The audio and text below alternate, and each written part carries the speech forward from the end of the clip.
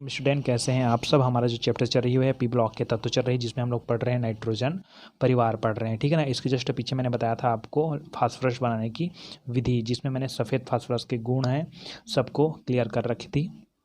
आज का जो टॉपिक है वो है लाल फास्फोरस, और एक और आएगा आपका काला फास्फोरस।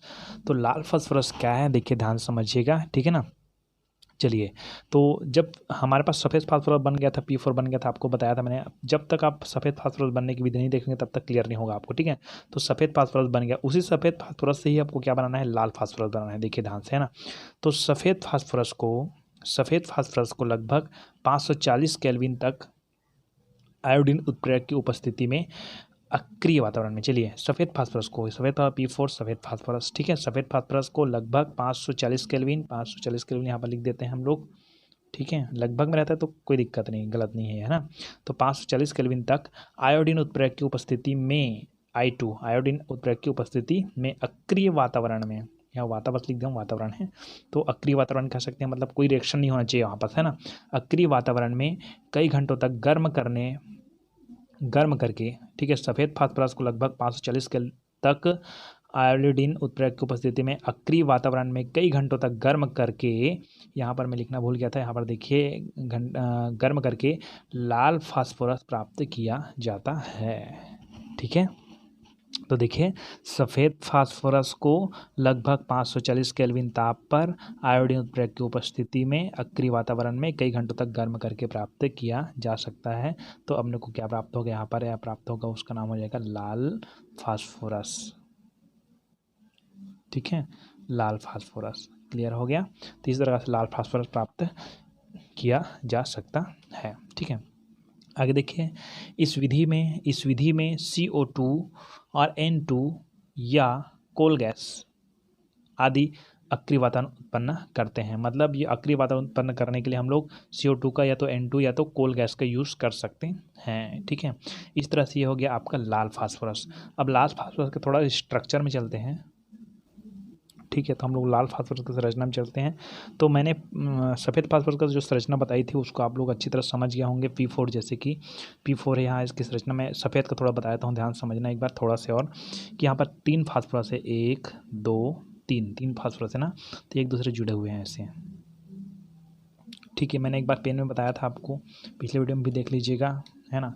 तो यहाँ तक क्लियर हो जाएगा आपको कि एक P है ये वाला पेन है, ये दूसरा P है ये वाला पेन है, ठीक है, और तीसरा P है ये वाला पेन है, ठीक है। तो ऐसे ऐसे त्रिकोणी बना हुआ है, ठीक है। और एक और फास्फोरस है वो ऊपर की ओर रहेगा, ऐसे ऊपर की ओर रहेगा, ठीक है। इसको मैं ऐसे नहीं कर रहा हूँ, इसको मैं ऐसे ऊपर में कर रहा हूँ, समझ आ रहा है आपको, ठीक है। जैसे कि इसको मैं ऐसे करता हूँ तो ये वाला कैसे रहेगा, ये ऊपर की ओर रहेगा, ठीक है। तो इस तरह से संरचना है ना।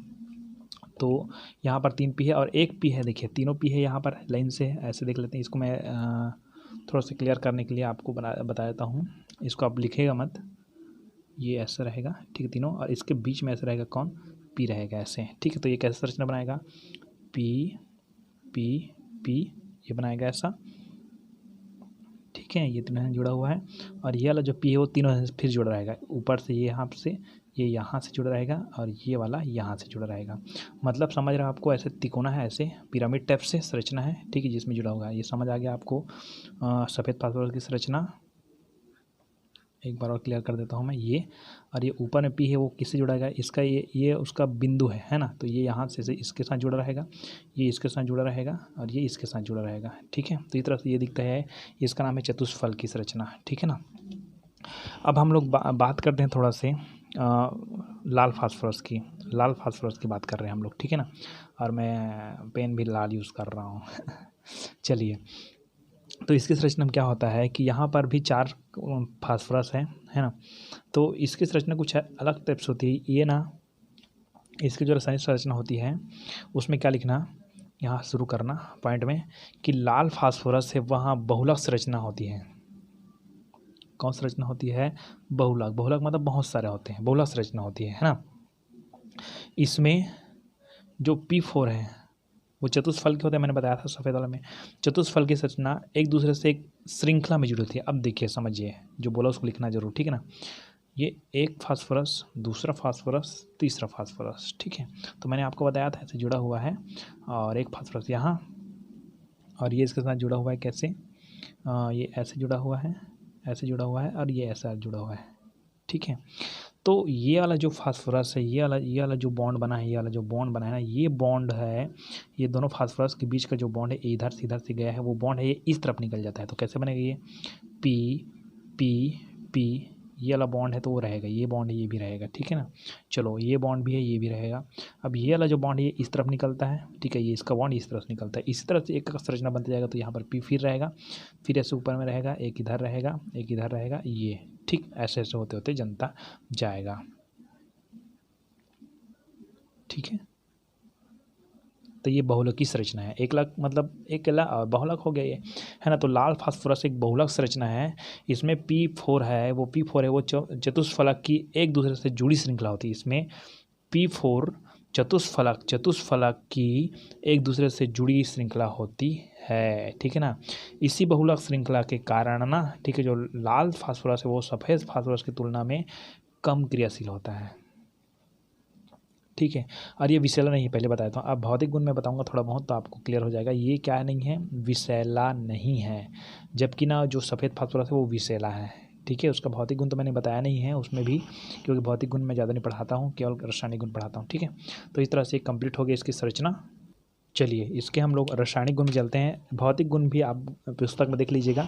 ये विषैला प्रकृति का नहीं होता है, लाल कठोर रंग का क्रिस्टलीय ठोस पदार्थ होता है, वगैरह वगैरह जो भी है ना, ठीक है। तो अब हम लोग सीधा चलते हैं रासायनिक गुण में। इसकी रासायनिक गुण कैसे होती है देखिए ध्यान से, है ना। एक दो रासायनिक गुण बताऊंगा, ज़्यादा नहीं, ठीक है ना। यह 260 डिग्री सेल्सियस से ऊपर ताप पर जलकर फास्फोरस पेंटाऑक्साइड बनाता है, ठीक है। एक टेट्रा वाली बात भी करेंगे हम लोग। अभी हम लोग बात करते हैं कि 260 से ऊपर ताप पर जलकर ये फास्फोरस पेंटा ऑक्साइड बनाता है। मतलब P4 है, ठीक है, वो क्या करता है, ऑक्सीजन के साथ क्रिया करता है लगभग कितने में, 260 डिग्री सेल्सियस ताप पर। वैसे तो 30 डिग्री सेल्सियस ताप पर आप बताया था मैंने शुरू में, है ना, ठीक है। तो वो अलग बात है। यहाँ 260 डिग्री सेल्सियस ताप पर क्या होता है, ये बनाता है आपका P4O10, ठीक है। ये ऐसा बनता है, P2O5 बनता है, आपको पता है ना। लेकिन यहाँ पर दो फास्फोरस था तो 5 ऑक्सीजन है, यहाँ पर 4 फास्फोरस है तो 10 ऑक्सीजन हो जाएंगे, ठीक है ना। तो यहाँ पर ये पेंटा मतलब क्या होता है, 5 होता है, 5 तो आप 10 है, इसका मतलब ये मत समझिएगा, ठीक है। P2O5 बनाता है ये, ठीक है। लेकिन यहाँ पर किसके दो है, ठीक है ना। तो P2O5 बनाता है ये पेंटॉक्साइड, फास्फोरस पेंटॉक्साइड बनाता है, ठीक है। लेकिन यहाँ पर 4 के कारण क्या होता है, P4O10 के रूप में बनाया जाता है, ठीक है। ओके, तो यहाँ पर देखिए P4 है, 4 कार्बन है, 4 फास्फोरस इधर भी है, और ऑक्सीजन 10 है क्या, इधर कितना है, 2 है क्या, इधर 5 दूनी 10 हो गया, ठीक है, क्लियर।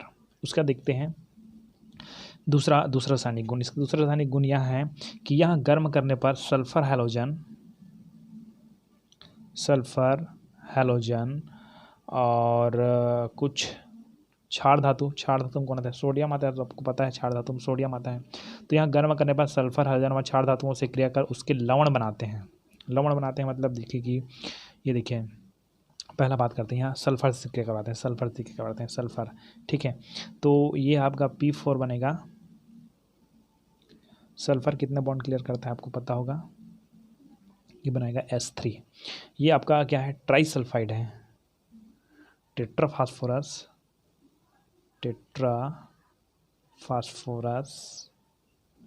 और ये ट्राई सल्फाइड, सल्फेट नहीं ना, सल्फाइड, ठीक है। इसका स्ट्रक्चर आप देख लीजिए घर में, है ना। तो टेट्रा फास्फोरस ट्राई सल्फाइड बनाता है। चलिए हाइड्रोजन, अब हाइड्रोजन कौन आता है, क्लोरीन आता है, आपको पता है। तो एक उस टाइम में बताया था ये किस तरह से बनाता है, P4C10 कैसे बनाता है देखिए समझिएगा। ये क्लोरीन के साथ क्रिया करता है तो क्या बनाता है ये PCl3 हम लोग पढ़े थे, क्या पता है नहीं। तो ये आपका बनाएगा Cl, इसके बाद बनाएगा ये फास्फोरस पेंटाक्लोराइड बनाएगा, ये ऐसा बनाता है PCl5, ऐसा बनाता है फास्फोरस पेंटाक्लोराइड। इसका संरचना आप लोग बहुत जगह देखे भी होंगे। लेकिन अभी बताया था मैंने कि यहाँ पर ये O5 बनाता है, इसी तरह ये PCl बनाता है। लेकिन यहाँ अगर 2 अणु के कारण, यहाँ पर 4 फास्फोरस के कारण, है ना, फास्फोरस के 4 अणु के कारण क्या बनाएंगे हम लोग इसको 4 वाला बनाएंगे। तो ये आपका बन जाएगा, इसमें 1 है क्या, ठीक। तो इसमें अगर मैं 2 डालता हूँ, यहाँ पर ऐसे 2 डालता हूँ मैं, ठीक है, इसमें अगर मैं 2 डालता हूँ तो ये 5 है क्या, ये हो जाएगा आपका 10, क्या हो जाएगा 10 P2Cl10। लेकिन यहाँ पर फास्फोरस के 4 है ना, तो इधर यहाँ पर हम लोग क्या करेंगे, 2 डालेंगे, 2, ठीक है। तो 2 दूनी 4 हो गया, फास्फोरस भी 4 हो गया। इधर क्लोरीन 2 बचा है क्या, इधर कितने 10 दूनी 20 हो गया, तो यहाँ पर 10 से हम ये कर देंगे, ठीक। तो ये हो गया फास्फोरस पेंटाक्लोराइड। ये 10 है तो 10 वाला आप समझिए, मैं पहले भी बता चुका हूँ कि ये वाला है पेंटाक्लोराइड। यहाँ पर देखिए इसको बताया ना, सेम सिचुएशन है, ठीक है। और देखिए यहाँ गर्म करने पर सल्फर के साथ क्रिया करवा दिए हम लोग, ठीक। और के साथ क्रिया करवाए हम लोग, हेलोजन के साथ क्रिया करवाए हैं, हेलोजन के साथ क्लियर करवाए हैं। और क्षार के साथ, क्षार धातु के साथ क्या है अपने पास, फास्फोरस है, सोडियम के साथ क्लियर करवा दीजिएगा फास्फोरस को। और क्या है, फिर बनाएंगे सोडियम फास्फाइड बनाएगा वो, ठीक है। ओके, तो ये ज़्यादा बताने की जरूरत नहीं, ठीक है ना। तीसरा देखिए, ये कास्टिक क्षारों से क्रिया नहीं करते हैं। कास्टिक क्षार क्या है, कंप्लीट क्रिया कमेंट में बताइए, है ना। तो इस तरह से ये हो गया आपका लाल फास्फोरस हो गया, ठीक है। जस्ट बाद हम लोग पढ़ते हैं काला फास्फोरस, ब्लैक फास्फोरस। तो इसमें भी ज़्यादा कुछ संरचना नहीं है ना। देखिए कि लाल फास्फोरस को, चलो लाल फास्फोरस हमने बनाया था, ठीक है। जस्ट इसके पीछे इसलिए मैंने बताया था कि लाल फास्फोरस समझने के पहले आपको सफ़ेद फास्फोरस समझना पड़ेगा। उसी तरह काला फास्फोरस को समझने के लिए पहले आपको लाल फास्फोरस समझना पड़ेगा, ठीक है। तो लाल फास्फोरस को लगभग 803 केल्विन ताप पर बंद नली में गर्म करने पर अल्फ़ा, अच्छा इसको बताता हूँ, काला फास्फोरस के लगभग 2 रूप होते हैं, एक अल्फ़ा वाला बनता है और एक क्या होता है, बीटा वाला बनता है काला फास्फोरस। इसको मैं अल्फ़ा बीटा पढ़ता हूँ, अलग अलग टीचर लोग क्या पढ़ते हैं वो लोग जाने, ठीक है ना। फास्फोरस, ओके, ये अल्फ़ा फास्फोरस। तो लाल फास्फोरस को 803 केल्विन ताप पर बंद नली में गर्म करने पर अल्फ़ा काला फास्फोरस प्राप्त होता है, ठीक है। तथा जब सफ़ेद फास्फोरस को 473 केल्विन ताप पर उच्च दाब मतलब लगभग 1200 एटमॉस्फेयर वगैरह, ठीक है ना, उच्च दाब पर गर्म करने पर वो बीटा फास्फोरस प्राप्त किया जाता है, ठीक है। दाब ज़्यादा होना चाहिए इसमें, है ना। ताप के बारे में तो बात नहीं कर रहे हैं अभी ज़्यादा, है ना। तो ये क्या होता है कि जब काला फास्फोरस है और लाल फास्फोरस में यही तुलना करते हैं, तो देखिए ध्यान से, ये है आपका लाल फास्फोरस। लाल फास्फोरस को यदि हम लोग क्या करते हैं, लाल फास्फोरस को यदि हम लोग 803 केल्विन ताप पर गर्म करते हैं तो क्या बनता है, अल्फ़ा काला फास्फोरस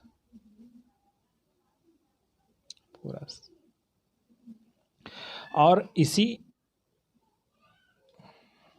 है ना, इसी लाल फास्फोरस की बात करते हैं तब बन गया 803 केल्विन पर बन गया क्या है आपका, काला फास्फोरस बन गया, ठीक है। और जब श्वेत, अरे अजीब वर्ड आ गया मेरे में, सफ़ेद लिख देना आप लोग श्वेत फास्फोरस को हम लोग यदि गर्म करते हैं 473 केल्विन ताप पर 1200 एटमॉस्फेयर, लगभग दाब उच्च होना चाहिए बाबा, हाँ, तब क्या बनता है आपका, बीटा काला फास्फोरस बनता है, ठीक है। बीटा काला फास्फोरस यही है बस, और कुछ नहीं है ना। अब हम लोग चलते हैं सीधा काला फास्फोरस की संरचना में, स्ट्रक्चर में, है ना। तो स्ट्रक्चर में थोड़ा बताऊंगा, ज़्यादा कुछ नहीं है, क्योंकि यहाँ पर ये क्या होता है, इसका संरचना कुछ ग्रेफाइट के संरचना टाइप से होती है, ठीक है। ये एक चादर के समान संरचना होती है इसकी, ठीक है। अच्छा पिछले वाले में मैंने ये नहीं बताया क्या आपको कि इसमें कौन सा संकरण पाया जाता है, संकर निकाल लीजिएगा आप। ये चादर की एक संरचना, चादर की तरह संरचना बनाती हैं। कितने फलक दिखाई दे रहा है आपको, 1 2 3 4 5 6, इस तरह से बहुत सारा लंबा संरचना बनाती है, ठीक है। ओके, सीधा हम लोग चलते हैं गुण में। गुण में क्या होता है, ये जो काला फास्फोरस है, वो बहुत ही जटिल होता है ना, कहा जाए जटिल तो नहीं होता, बहुत लंबा होता है। अब इसको बनाए तो और अगर बना सकते हो आप ऐसे कर करके आगे बढ़ा के, है ना, क्योंकि यहाँ का संरचना ऐसे निकलता है क्योंकि ये क्या हो जाता है ऊपर की ओर और जुड़ जाता है। इसका जो बॉन्ड है मैं बताया था ना इस बॉन्ड कैसे कैसे होता है करके। हाँ चलो इसके गुण में चलते हैं, है ना। गुण में चलते हैं तो नॉर्मल गुण देख लेते हैं इसका। इसमें धात्विक चमक पाई जाती है ना। इसे वायु में ऊर्ध्वपातित किया जा सकता है। ऊर्ध्वपतन क्या है बताइए ज़रूर। ये अत्यधिक बहुलीकृत होते हैं। ये कार्बन डाइऑक्साइड में अविलेय है। ये विद्युत का चालक होता है। ये 400 डिग्री सेल्सियस ताप पर नहीं जलता है। ये बहुत सारे क्या है काला फास्फोरस के क्या है गुण है। क्लियर।